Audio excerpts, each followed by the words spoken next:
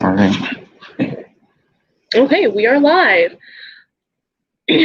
So, hello, my name is Liz. I'm the Vice President of the Paranormal Investigation and Urban Exploration Club here at Alfred State. And hi, I'm Sophie. I'm new to the club, but I'm having a great time. I'm Paul. Hi, I'm Paul. I'm new to the club. I'm also having a good time.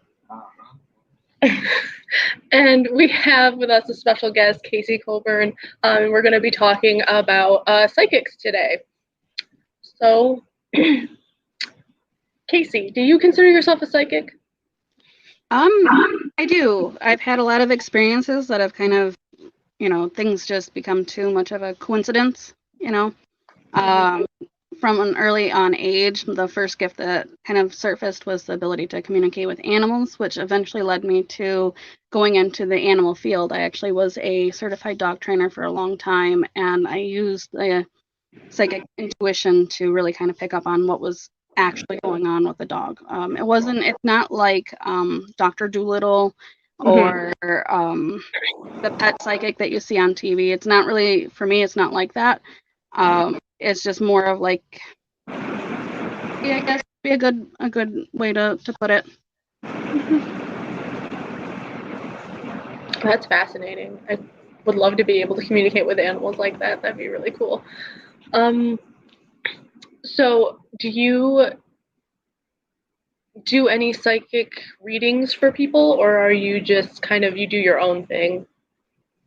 So psychically, I actually just prefer to use that for like when I go for investigations to kind of feel the location a little bit more. But I can do like the tarot readings. I'm a Reiki master. Although I prefer to just do energy healing because that's more what I can do. I guess it's just preference. And yes, I mean, I can do the tarot readings. I can do that. But a tarot reading doesn't have to have like spirit communication or anything psychically attached to it. It can just be just reading the cards. Right. So a lot of the times, like I can't force spirit to communicate with me. And so if they're not coming through, I'm just going to tell you. I think honesty is key with that. That's something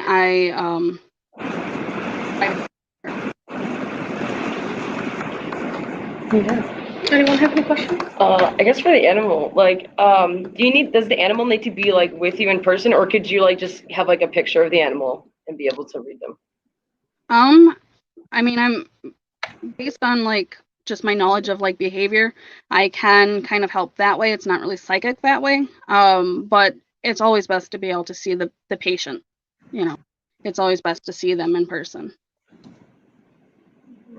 You're talking about deceased animals, right? Or no, real?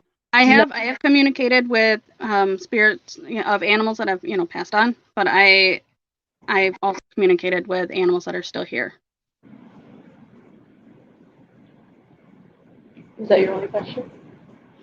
Wait, how do you communicating with an animal that's still here? You're talking an alive animal, like?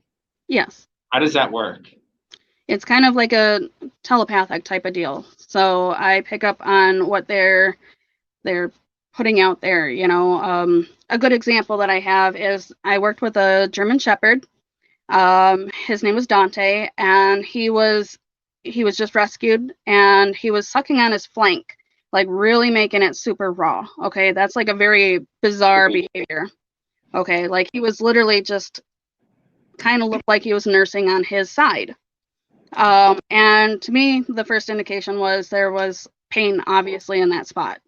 And then as I started to work with him more, I started to pick up on what the actual issue was, which ended up being pinworms. And I told them, did you get it screened, for, any sort of parasites and stuff? They said that the rescue had supposedly done it. So I told them, go back through and just have them checked out. I'm like, it's not going to cost you a whole lot. And if it is that, then we've ruled something either to be paused for or out. So they did, and it came back that he did indeed have a ton of them, like just a ton. And so that's something that I was able to kind of pick up intuitively because of what he was sending out. people kind of typically do this when you're with an animal or a person, you'll pick up on certain like subconscious cues that they kind of give off, like you might know that your newborn is hungry when they do blah blah blah, or you might know that somebody is maybe going more into a depressive state because of blah blah blah. So a lot of it is just a very intuitive like feeling or knowing that you get. So my abilities more strongly is like with precognition, which is the ability to know things, which that is why I was able to just kind of pick up on that specific thing. Yeah. Any questions?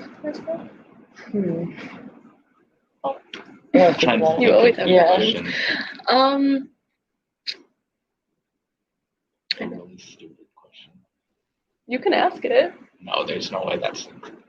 Okay. Do you Maybe. still do like dog training, or are you kind of done with that?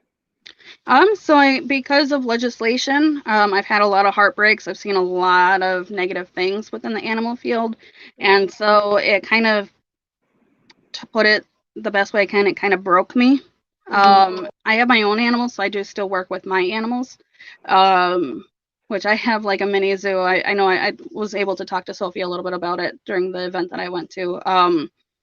But so dog training on the outside of it though, like I've always left it open. Like if people want to ask for advice, I do that because I still do care a lot about them. And like if there's like a hard case, like not just basic obedience, but like a hard case, this animal's in danger of either being put into a shelter or euthanized because of its behavior, then I'm open to working with them just to make sure that they stay safe. But for basic obedience, CGC, which is through the AKC, anything like that, I'm not open to anymore. Just because legislation has to change first before I can get back to happily doing that. Right. Did you have another question? Okay, I'm gonna say it. Yeah. Do dogs have accents? It's not. They're not. I don't actually hear like a voice. It's more of like images or feelings. Okay. But they do have personalities. Every dog is not the same. Actually, one of the things with training that I would run across is like somebody would have a golden retriever. They would grow up having golden retrievers. The previous golden retriever was fantastic because, nostalgia is a wonderful thing. It makes you, when you look back, you think everything was fine. But really in that during the puppy stage, it was probably hell on earth, and now they've got a new puppy and they're older and they don't want to deal with this stuff anymore. So now the new puppy is way worse than what the previous one was. And so I always tell people, don't compare dog to dog. Certain behaviors, sure, they're bred for certain temperaments, but they're all going to have their own personality. They're going to do things differently. They're going to react to things differently. And that's the way it is. They're like people in a way with that sense. I have a question. So I remember during the investigation, I think it was 2 weeks ago or something like that. We talked about animals being they could be someone's familiar. So how do you know if your animal's a familiar to you? So one of the ways that I can tell is usually they come into your life when you need them most. If you have an altar like I do, they'll be very drawn to being near that. Or if you're doing tarot cards and your cat refuses to leave you alone, they keep playing with them or laying on them, they're trying to help you with that work. Another thing too is if you're having nightmares and then your cat comes into the scene and chases it away or whatever, that's a good sign that they're protecting you. So animals can still do this too, from if they passed on and you dream about it and it takes away whatever that worry was, they're still helping you from that side.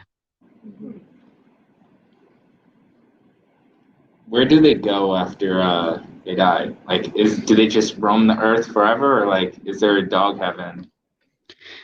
So we call it the veil. So anything that's beyond the veil is what you would consider heaven, or it's the spirit realm. And they do go there, but if they feel like there is still a purpose, or they've been designated your guide in some way, they'll still kind of linger around. Same with people. So they go to like the same places like a human spirit would go. Yep. Yeah. As far as I can, tell, I don't think there's like a subdivision for them. Spirit is spirit. We're all a part of energy, and so we all go, I believe, towards the same direction anyways.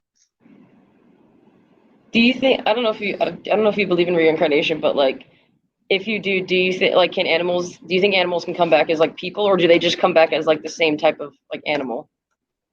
I think it kind of falls into what you still have to learn. If you still have a lot to learn, or maybe you were like super cruel to animals in this lifetime, you might be reborn as an animal later on to learn that side of it. But yeah, that's all. That gets into a lot of different things, but yeah, I do believe in reincarnation.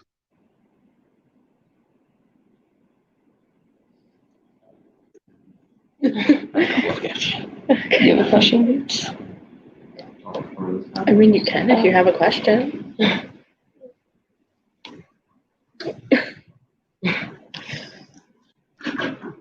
So what about you guys? Have you guys had any sort of psychic experiences? I have.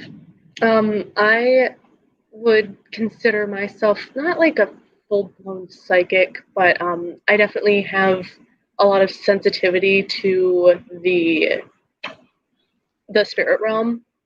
I've been doing tarot for about 3 years, and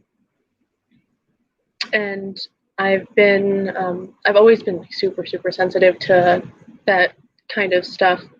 When you were talking about the familiars as pets, my cat is always lying underneath my altar, so that definitely resonated with me. I'm like, oh, maybe she is my familiar. I'm not sure. Mm-hmm. But yeah, I would say that I would consider myself psychic a little bit. Yeah, I wouldn't consider myself like full on psychic, but I feel like, I mean, I've had dreams that like have premonitions, like I'll dream about something and then it'll happen. But also like it's more of like images in my head. Like it's like really simple things, and I don't have a lot of time to even like say anything.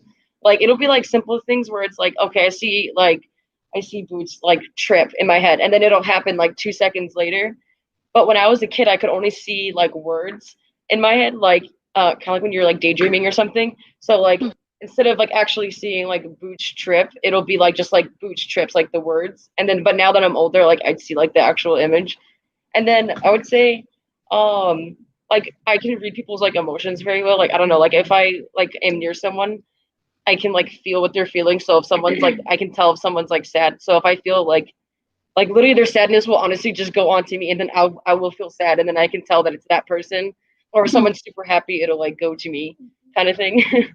Mm-hmm. Yeah. Yeah, so definitely a little bit of empathy there then. You're empathic. So, yeah, psychic abilities, it's something that it's kind of like a muscle, if you will. I believe everybody's a little bit psychic, and I think that's why it's very common now that it's like it's not taboo anymore to like say this. You're not going to like be locked up in the loony bin for saying it. So I think now that it's safe to say these things, we're finding that more and more people are having these experiences, and it's just kind of like a muscle that you have to practice using. Like you might not be able to wiggle your ears until you actually start trying, right? Right. So I think it's just that type of thing. I mean, if we look at like the study of twins, they can really pick up on what each other's feeling, even feel each other's actual physical pain. And so that's definitely that's got to be a form of telepathy or something with that, and I think it stems from having a bond with somebody. So if you're with somebody, you might be able to push a thought into their head. Like I think I mentioned this at the event that, me and my husband, we've been together for so long that now if like I'll be thinking Olive Garden, and he'll be like, oh, do you want to go to Olive Garden? You know, and I know that I sent that message to him. He might not have known that it was me that did it, but he still verbalized it. That happens to me too. That also happens to Yeah, me. and then with like the twins, that's so true because I have a lot of twins in my family, and I have like twin cousins, and like sometimes they'll have like the same dream. Like they'll wake up, like they'll be in completely different places, and then like they'll have like the same dream that night. It's weird. And then also, I just thought about. I know I told you like the last when we first met, like how I could like also like hear things sometimes, or I get like ringing in my ear, but I can also like hear things, but I haven't been able to decipher like what the whispers are. That'll get better with time. So just try to, you can ask them to step forward more, be more, clear, and then that way, when they are talking to you, you can also ask them to speak to you one at a time, and then that way it's not, 3 or 4 different people talking to you all at once. Yeah, because that's what it sounds like. It sounds like there's like 3 people or like 2 people like talking. So just let them know that if there is like a message that they want you to know, and that you're not just like overhearing, just kind of tell them they need to come through one at a time and clearly. So, and then if it is like you start hearing the message and you're like, oh, no, I don't want to hear this, you can say that too. That's well okay to set boundaries. Yeah, I gotta learn how to set boundaries with like the whole like empathic thing, because like I don't even try to receive it. Like it literally just comes to me. Like I don't even like attempt to do it. It just goes straight to me. But then honestly, like sometimes it's draining. Like if I'm in like a room and there's like a party, I feel like I'm feeling like 20 different people's like emotions, and then it makes me like so tired. Like there are certain like crystals and things like that you can wear to help absorb that for you. And then definitely make sure you're doing grounding and things like that, because otherwise you're going to get like empath burnout, and you don't want that. Or psychic hangovers. You don't want that either. So just kind of make sure you're doing your grounding. If you're in a room full of people and you don't want that like energy, so you've got 2 sides to you. So your right side is giving and your left side is taking. Okay. So what you're going to do is you're going to kind of just over your solar plexus, which is right above your belly button. You're going to take your left hand, put it there, and then you're going to block it with your right hand, and then you're going to connect it just like that. Okay. And then that's going to help block any of the energy going into you. Okay. Because you're closing that like channel up. Okay. So that'll help. Oh, I didn't even know that I could do that. Yeah. I thought I was just stuck like this forever. No, there's a Yep. And it can be, it doesn't have to be like for just negative energy. It can be like if you're at a party, you just stand there with your hands like that. I kind of naturally go into that position anyways, just because I do absorb so much. And I work at the haunted Hinsdale house, so I'm definitely, I've got to make sure I'm protecting myself, not just from the entities that are there that want to communicate with me, which communication is great. A constant flow of it, not so much. You'll get that psychic hangover. So, blocking it from them, blocking it from the guests that come in, because they're also bringing not just their energy, but all of their, ancestors and everything that are coming with them that want to talk too are coming with. So definitely make sure you're blocking that. Yeah. I also want to try working on more of like the abilities of like the like spirit realm kind of, because after when I was like a little kid, I got so terrified and I just like honestly blocked it off myself. But then honestly, like after like that first investigation I won, I kind of feel more comfortable now like doing that.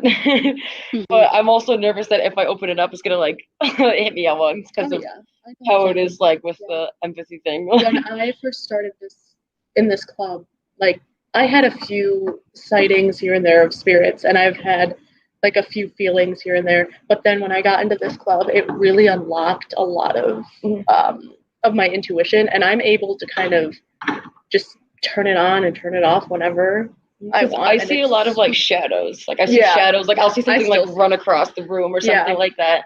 And then also like I feel like I can tell when they're looking at me, because like I can just feel like someone's watching me, even though like I'm just by myself, but it feels like it. But then I can also feel like if they're just just I don't know, I guess like if they're like, I guess more negative, I can feel it. Mhm. I can feel it if they're negatively looking at me or if they're just like looking at me. Yeah. So with that, like, there's a couple of things that you can do to open and close. Very few psychics can actually deal with walking around open all the time. And it can be extremely draining. You can even get, like, there's a lot of like health problems that psychics can develop because of it, because it is so draining. Mhm. A very typical thing is thyroid disease, which a lot of psychics That's have. crazy that you said that because I actually thyroidism runs in my family, and I literally just got diagnosed with chronic exhaustion, but it's not from thyroid. It's from like a thing called GG. That's kind of creepy that you said that because I literally had that whole thing go through that was my week. Mm-hmm. Yeah, so it definitely can. So definitely making sure that you can close and open with anything that you're doing, anything that's a portal. So like if you're just doing a spirit box session, you're communicating. Close that door when you're done. There's no difference between a spirit box and a Ouija board in that sense. Okay, one's just the alphabet and one's the radio. So making sure you know how to do this. You can, imagine that veil going over top of you when you're done and imagining it coming off when you're opening up. You can, some people just do like a button. And it's whatever it works for you, your visualization. Some people open a door for it and then close the door when they're done, whichever works for you. Personally, if I'm going in and I know that I'm definitely going to be doing psychic work, I will just remove the veil. And then, obviously at the end of my investigations and things like that, I always smudge myself to clear that energy, make sure nothing's coming home with me. And yeah, so there's definitely things that you should do to kind of keep your energy protected.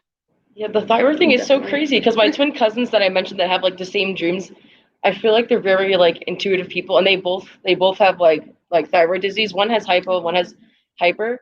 But like it was crazy because I went to a psychic, and the psychic said that I'm gonna have 3 kids but 2 pregnancies, so like I'd have like twins and then another kid. And then like 2 days later, my cousins didn't even know that I even saw a psychic or anything because they came from like a different state. And like they were saying how like they were trying to guess who's gonna have twins next in the family because like twins run in the family. And they're like, oh, we think it's you, Sophie. And I was like, what the hell? Like, because I'm just like their mother. Like their mother's my aunt, who's like we're literally the same exact person. And that's like that was like what I want in life is like 3 kids, like twins, and then like another kid. Mm-hmm.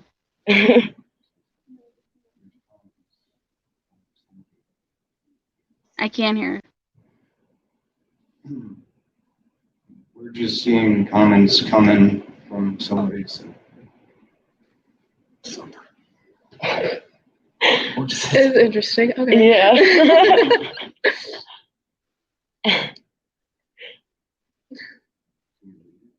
Yeah, it just says Yeah. hi, and then it says God, Jesus Christ. Yeah. What? I can't even say that. Yahweh, she, God, I pray, amen, and. Interesting. Some interesting comments on our part. It sounds like they were probably referencing to Yahweh, which is just kind of like you'll hear it like as Yeshua and things like that. It's just God. Oh, okay. Oh. Okay. Interesting. Mm-hmm. Yeah, I am like through my practice, I actually, because I am eclectic, I'm also like I work more with like shamanic energy. So I just have a conglomerate of all of the different like deities and people that I want to work with. I mean, like I say this kind of in a humorous way just to keep the topic light because it is something that some people still fear. But like if I need a carpenter, I'm calling Jesus, like that's just the way it is. You call the like friends that you need for certain things. So like if I'm working with something that's at nighttime or with magic, I'm going to call on Hecate. Or, like if I'm working with, I mean, really he's my go-to. So like with whatever, like I'm going to call Sir Nunos because like that's just who I call. That's my buddy. So it's just that's why I kind of knew what you guys were saying and all that is because it's a very common name that I hear a lot in the field.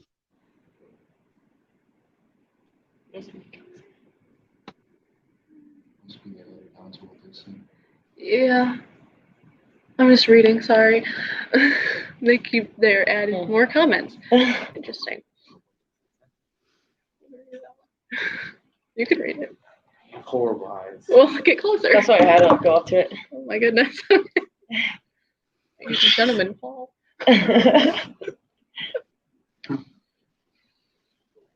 It's all impromptu. Is That's that, how it's gonna work. What? You're not even gonna attempt?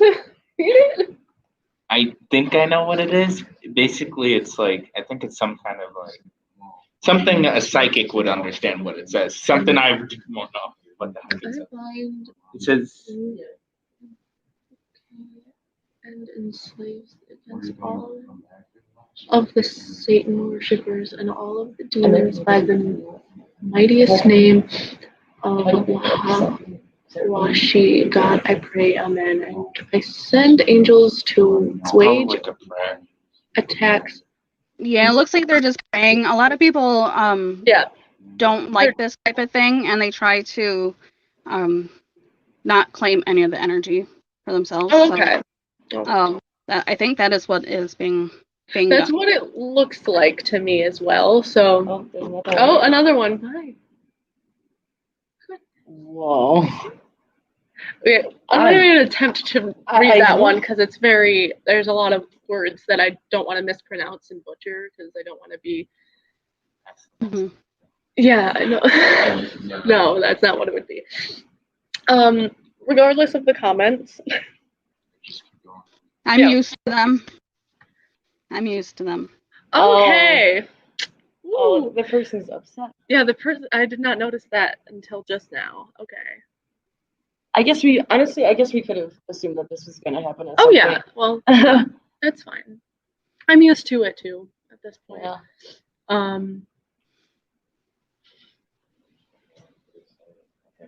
Yeah, you're good. Anyone have any questions? You have a question? No. No. Are you just dumbfounded by what's going on? Oh, I have no idea what Okay. What was I gonna say? Do you have a question?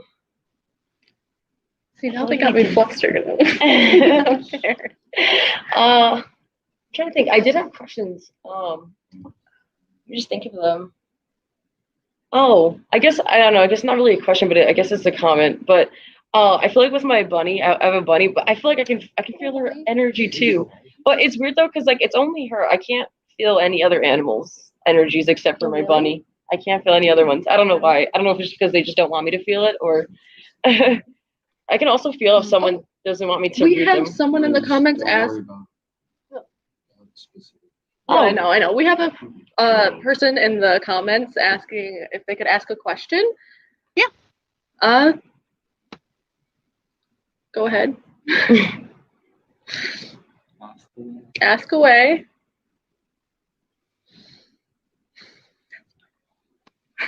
It's my mom asking. I can also show you something that is No, but no, the one who's asking the question is. There's no appreciating comments. Yeah. I feel like also with feeling people, I can tell if someone doesn't want me to read them like off the bat, like if they're like harder. Yeah, definitely. Even if when I'm they're not, like I said, I'm not even like trying. when to they're read trying to people, like mask themselves. Okay, so yeah. Oh, perfect. Ah.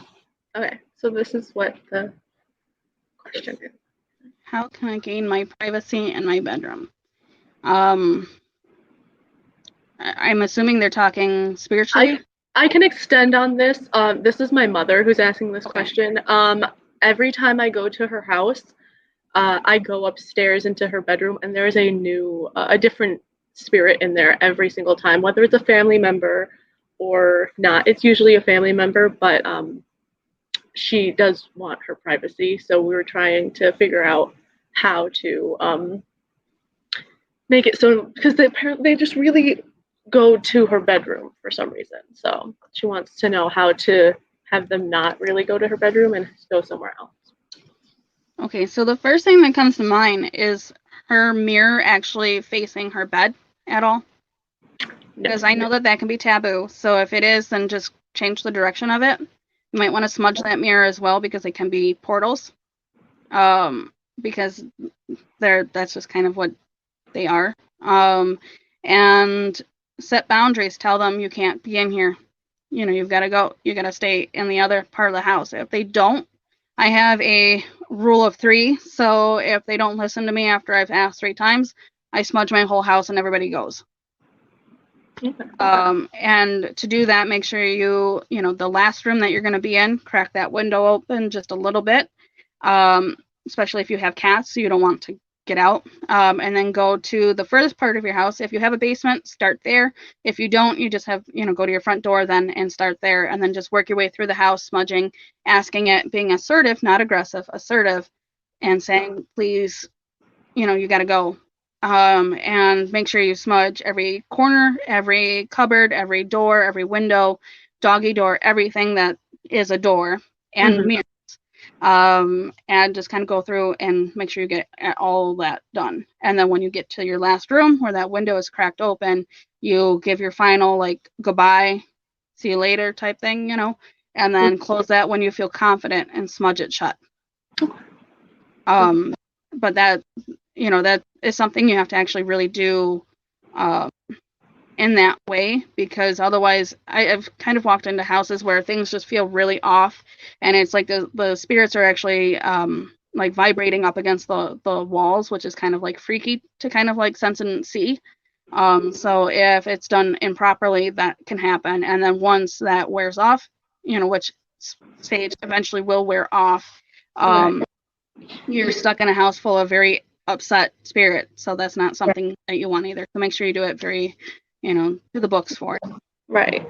There is a portal on the top of their staircase that is where most of the spirits are coming from. I don't know if they want to close that or if we can. We've had that for probably the entire time we've lived in that house. Is there a way to close portals if they were wanting to close it at all? It would definitely depend on like who opened it, why it's open. But typically like somebody who is like a shaman can typically come in, close vortexes and things like that. A witch, if she's well in her practice, could. Certain things take certain medicine, so it could even just need like a house blessing, you know, by like a priest if it's something of that nature. So there's medicines for everything, and sometimes it just takes the right one. Okay.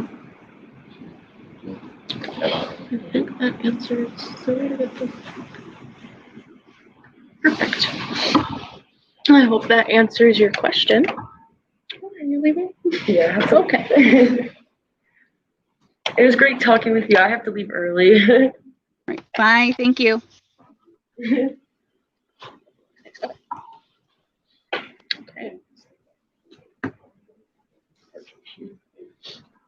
Do you have any questions? I'm not sure what you guys have discussed to this point, so. No questions? Great. What to ask? We're talking about psychics. Let's talk about psychics. You're always questioning that. How would somebody else that's feeling like they have the ability to be a psychic get started? Get started. Do your homework. Always do your research first. Make sure that you're actually ready to take on that responsibility, because it is a lot of energy that you're opening yourself up to. Talk to people that are in the field like me, that can kind of help give you guidance. You can even pick up books and read them. But I find actually talking to somebody who's been, you know, doing this for a while is actually been a little bit more helpful for me. But books are just fine too if you're like a solitary witch, which is totally fine.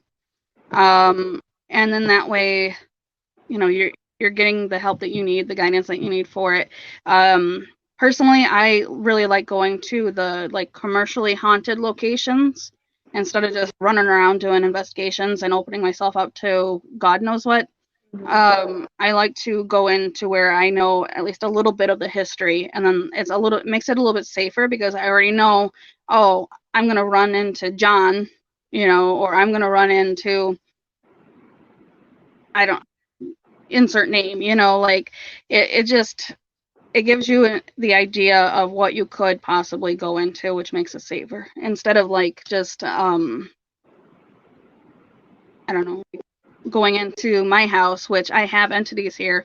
If you didn't know that and you just open yourself up to them, they could have a field day with you, and that's not exactly safe, especially for somebody that's just starting out. And then it could be very discouraging too, because if something happens that's negative, then they're going to think that, they've got this nasty attachment and all things, and it might not be necessarily that they do, it's just they were scared or tricked into, kind of thinking that or feeling that.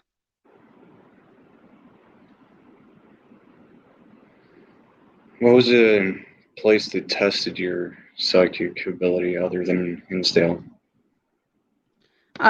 So I go to all of the locations around here. So just recently with you guys, I went to Andover, and you had me open up psychically, so that was kind of nice, and I got to kind of communicate with the man that's there. And then like Dunkirk Lighthouse is very light. That's a residual haunting. And so going there, it's very safe. You get to kind of play with that type of energy. Whereas opposed to the Hinsdale house, where they've got kind of like a gambit of everything going on there. So that one, I did start going there for investigations. That's well fine if you want to. Just make sure that you're ready for that amount of energy if you're opening up psychically. But I've been to Greystone Manor too, which the spirits there are very polite, very pleasant, very like well-to-do mannered people. And yeah, Wildwoods, I've been there opening up. So really all over the place. It's just different locations are going to have different types of hauntings, different things. Keep in mind that just because a haunting is active does not make it demonic or negative. It just means that they're active. Mm-hmm. Oh.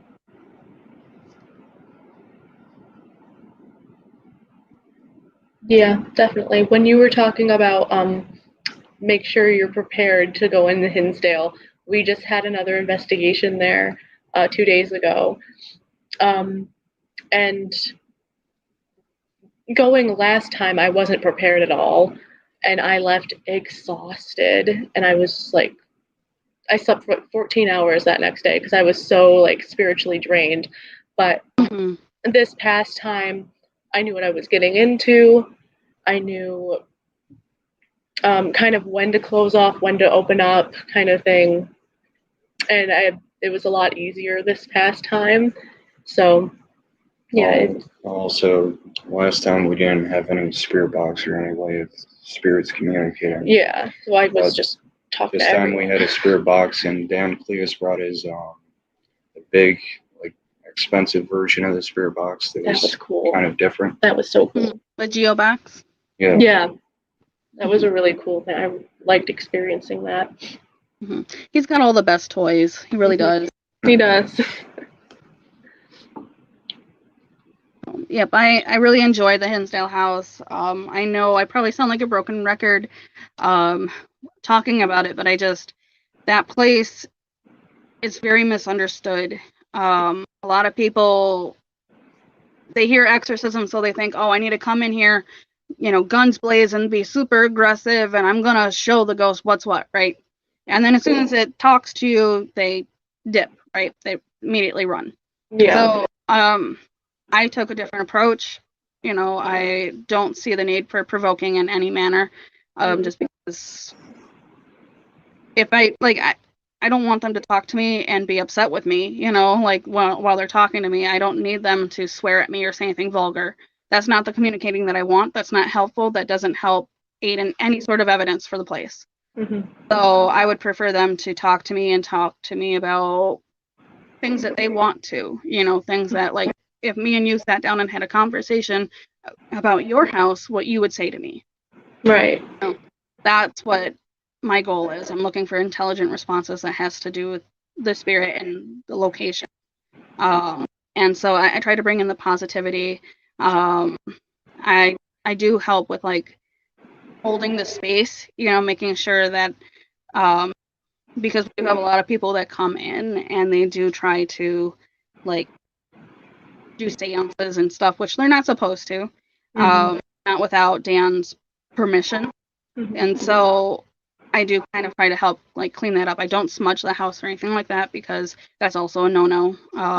But I do help keep that like sacredness, I guess, if you will, for the place and make sure that the spirits there are happy. I had a question about one of the spirits there. Is there a dog on the property? Is there a dog spirit? There are. We actually hear dogs barking all the time, and it kind of comes from like the front of the house. And weirdly enough, I was just poking around because I do the gardens there, and Dan's like, yeah, just walk around, kind of see where you want to, put one up. And so I'm poking around that tree that's got the tire swing in the front, and around it, kind of buried in the grass a little bit, was like a tie out for a dog, like a very old, worn tie out for a dog. And so I almost wonder if maybe he's still out there, because we do hear barking quite often. Right. When I was there a few days ago and we went out to the pond, I just kept feeling dog, dog, dog. And then over the spirit box, the name Bobby came up. Someone said that, and then I felt a little girl spirit be like kind of crying out for her dog Bobby. So I didn't know if there was a dog named Bobby that had passed on the property and maybe he's still there. I'm not like sure of the names of the dogs. I do know that when the Dandies were there, they did have dogs on the property. And with that, like they would either come up missing or they would find themselves, they would find them deceased, not knowing what happened to them. Or I think it was either just one or maybe a couple of them that just kind of booked it for the road, seemingly like trying to get hit on purpose. Yeah. Someone told me about that one. So there are a lot of things like that did happen on the property. The properties had lots of animals actually. So it was originally a tannery and it was a dairy farm. So there were cows, there were horses, there were dogs, there were cats. I'm sure somebody at one point probably kept rabbits because it was that country home, and so there were definitely a lot of things, a lot of animals on the property. So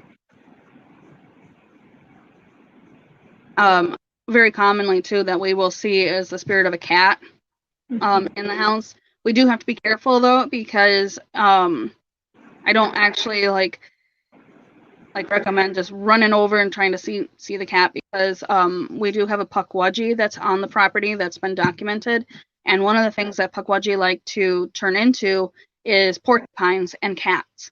So you don't want to go chasing the cat and then find out, oh wait, no, this is like Native American Dobby that's trying to like attack me now. We don't want that. So.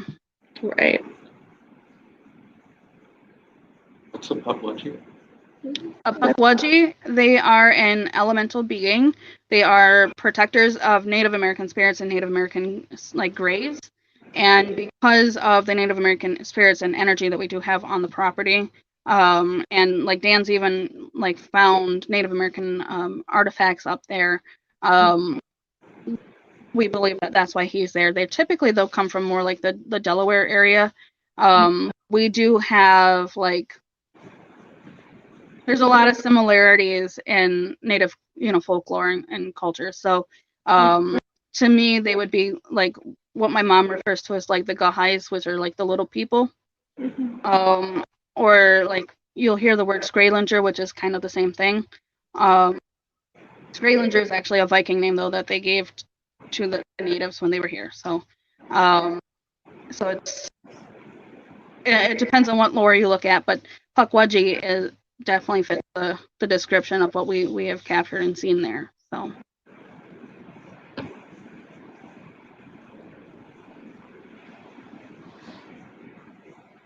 That's very interesting. I heard you talk about Delaware. I'm going to be moving to Delaware, and I was curious if maybe you know of any haunted places that I could investigate or visit. I mean, I don't know any like offhand, but I know that it's pretty historic. Mhm. And so I bet that there's going to be a lot of hauntings in that area. Just because of the age of the place, you know. Right. So I would expect like Revolutionary, like war type stuff going on there. Okay. Hmm. That's interesting. Okay. Okay. I'm trying to develop one, but Yeah, me too. have you been to Lilydale Assembly? I have. I mean, I That's only live like 45 minutes from it, and so I have been there. It's hit and miss for me. I do feel the sacredness, but I also know the background story for it. So it started with the Fox sisters, who eventually came out as fraudulent. But they were a like pivotal like character in building the spiritual movement. So they, through what they did, it sprouted a really good thing because it allowed for not just the spiritual movement to grow, but acceptance for it. And so without them, I don't believe that I would be on this podcast right now talking to you openly about it, because I would be a witch, and burned, and that's the way things were. So it does have a purpose. I do believe that a lot of the mediums that are there now are, true to the word. But it's going to be situational. It comes down to ethics. If they're just looking for fame, and they're charging thousands of dollars per reading, then they're probably in it for the wrong reasons, and Spirit's going to kind of be with them in kind, so they might back away from that person and not, do as much communicating with them just because they're not doing what they're supposed to be doing. So ethics does play a big role in this type of thing. Mm-hmm.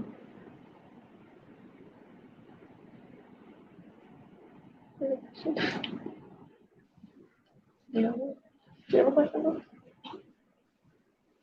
I don't know. Yeah, same time. We already go over like asked her about like the different forms of psychic, like Go ahead.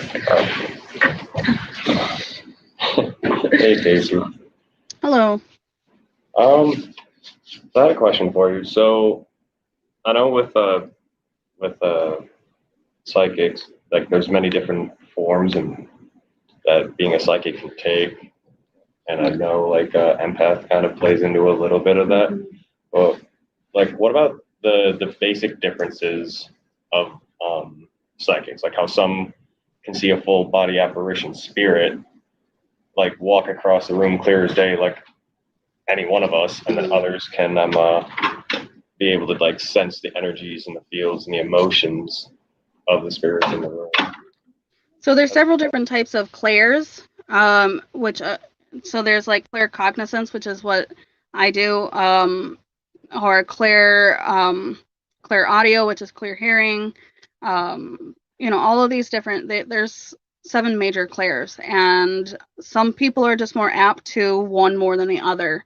Clairaudio, I think, is the most common though, just because a lot of people do say, they heard something before they've seen something. So I think that's probably the most common. But I mean, there's even like clairgustance, and that's like the clear smelling, I believe. So like it's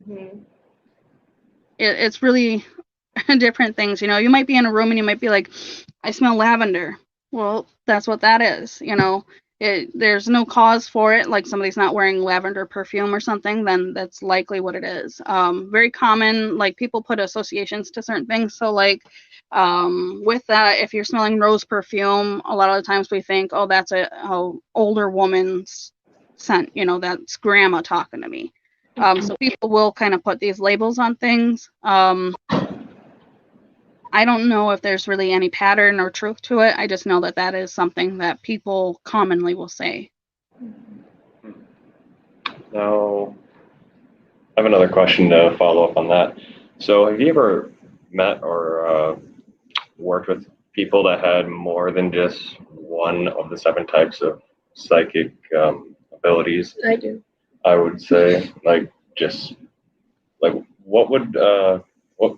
who did you meet that had like the widest range of abilities and could actually use those abilities very well? I mean, like I typically practice with more than one.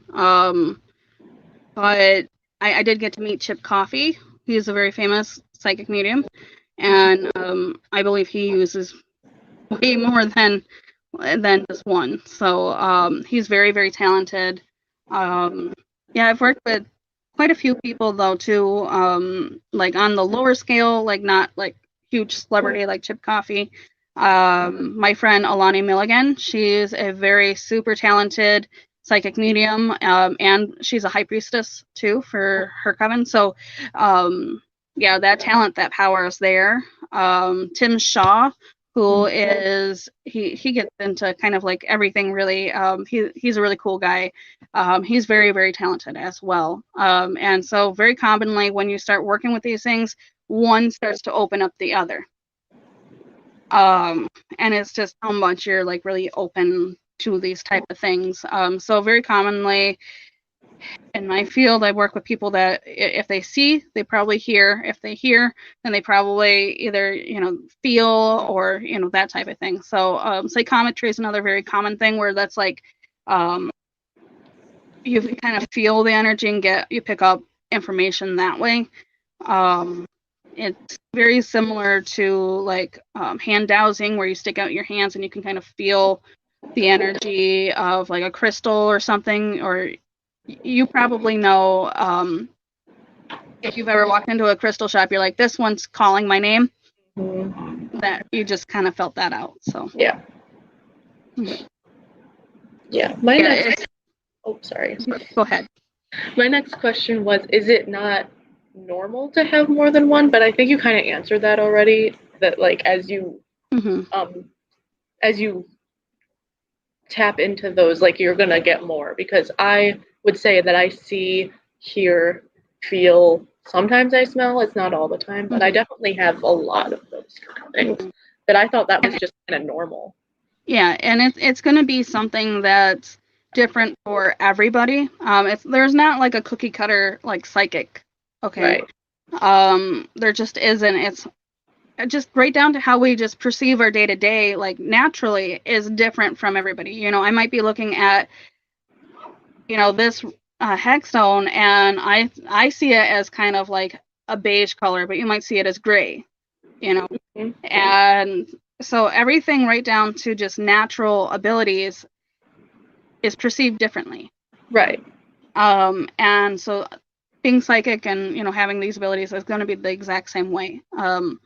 And so like for me, like I'm not like, it doesn't make me like less than or more than another person, but I don't always just see full body apparitions when I see them. I'll sometimes just see kind of like the like a halo of their silhouette, and it'll be moving, and then I'll pick up more information if I choose to communicate with that entity. Right.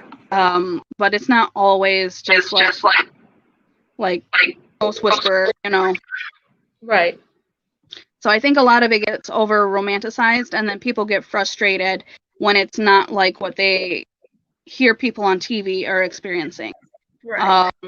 It's, even down just to the scientific approach for my investigations. Sometimes I get things at the Hinsdale house, sometimes I don't. And that's okay. It's just the way it is. Again, you can't you cannot command spirit to just communicate with you. It's not a circus, so it's not like I can just turn on the button and everybody's, game for show. But sometimes you get more communication with a spirit, and it's just really how they want to communicate. Or with an animal, a place, whatever it is, like with psychometry, you can take information from a object. It doesn't have to be haunted in any way. It's just you're picking up psychically where it came from, who had that last. And so that type of thing happens too. Psychic doesn't always have to be like dealing with spirit. That's a psychic medium typically. But there are other things like telepathy where it's like person to person, the ability to move things around the room if you wanted to. All of these different things can be a psychic ability. If you guys are really, really interested in that type of thing, learning more about that, I would definitely suggest doing a study on parapsychology, which has nothing to do with the paranormal, but it's a study of the mind's abilities. So parapsychology is a really good thing to kind of dive into. Interesting. It doesn't make you a parapsychologist though. So for anybody that is, I know there's a lot of self-proclaimed parapsychologists now just because they heard the word. So. A little too gun-ho, I see. Yeah.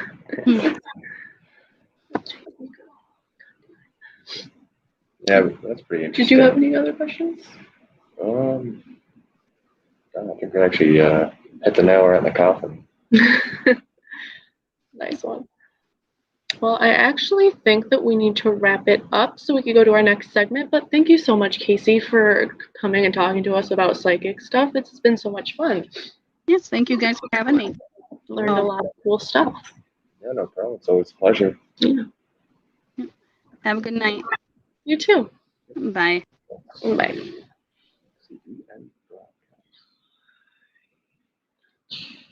I think we keep it on here. I think so. Is it still live? Yes, we are still live. We're still live. Do we end this segment or move to the next? End it. End it. All right. Yeah, I had to scrounge for your bag.